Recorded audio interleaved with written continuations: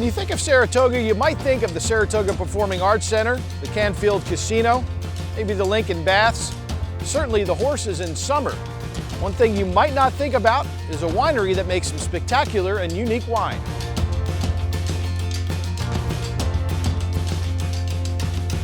This is a show about New York wine, the weather that makes it and goes best with it, and the food that finishes it off perfectly. I'm calling it Wine About the Weather.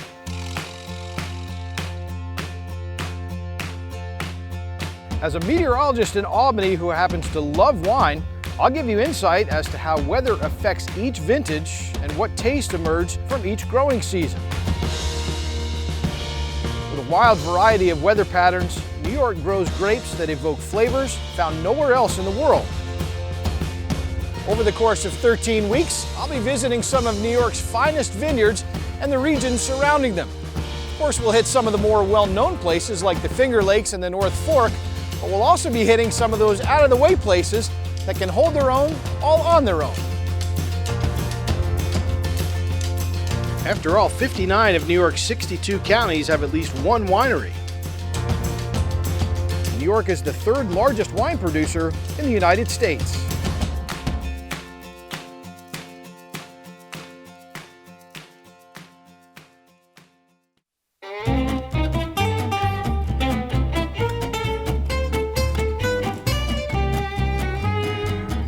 So we made our way here to the Saratoga Winery, just about 5 miles outside of downtown Saratoga Springs, hanging out with Rich Nemo. He and his wife Tara own the Saratoga Winery. Well, you guys don't grow your own grapes, so where do you get your grapes from? We get all our grapes out in the Finger Lakes region. They have supplied us with excellent grapes directly straight from the farmers. And this is your own spot, so you're actually going out tomorrow. Tomorrow I'll go out, we'll grab some more products, some grapes, bring them back in and keep that product moving. Well, you're on your own tomorrow. I want to try some wine right now. I'm here. All right, let's do it. What do we got? We have a dry Riesling. People do tend to sweeten up their Rieslings quite a bit. We kept ours dry, be a little bit different.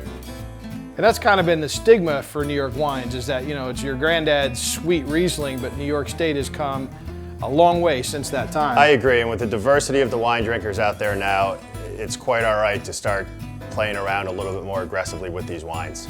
That's fantastic, and it is definitely not sweet.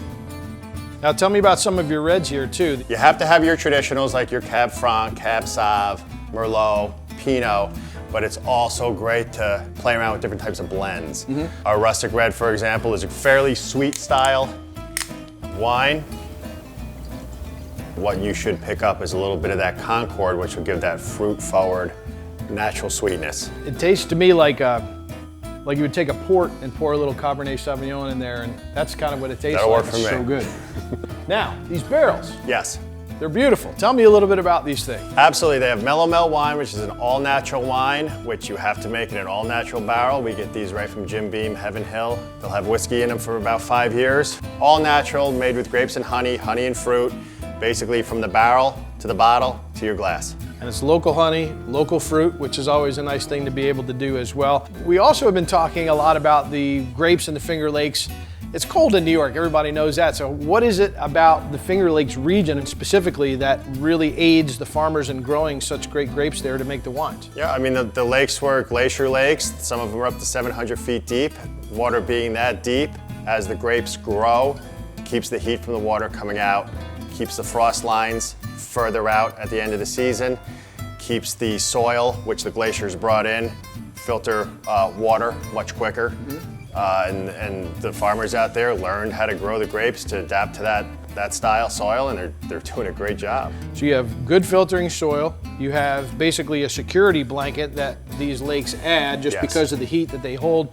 And the water heats at a different rate than the land does too. So you're gonna get a little bit of a breeze, that helps too. Absolutely. So the Finger Lakes hook us up with the grapes. You've made the wine. I heard that we've got some cheese and chocolate to go with some of this. Let's put it all together. Absolutely, and here at the Saratoga Winery, we have a cheese and chocolate expert. So we've been able to hang out with Rich. We learned all about his wines. We learned about the weather and the regions from which the grapes come. Now, we're gonna pair it with something. We can't just drink wine. Not that there's anything wrong with that, but Not at all. we have some cheese and some chocolate here. Amy's gonna help us out with that.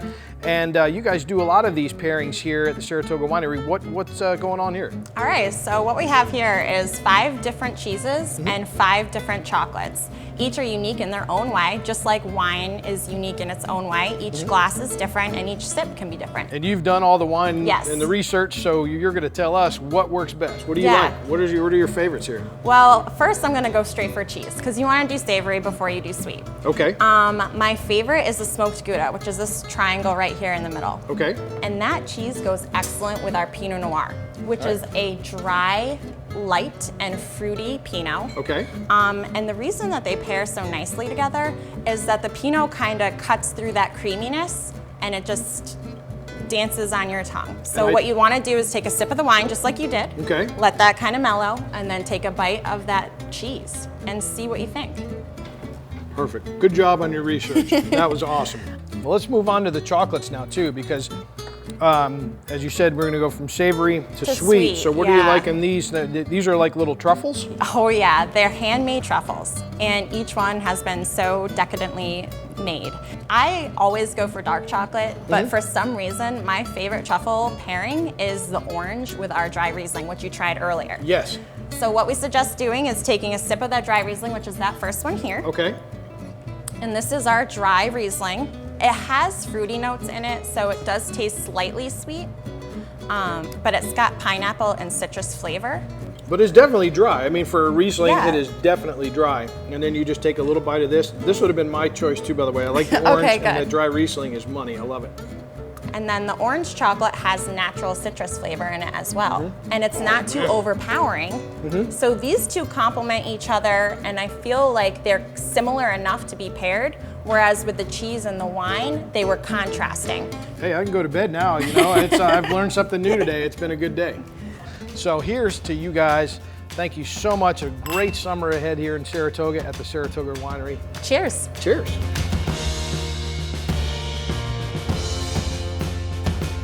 The Finger Lakes region is just one example of how New York's weather pairs perfectly to make amazing wine.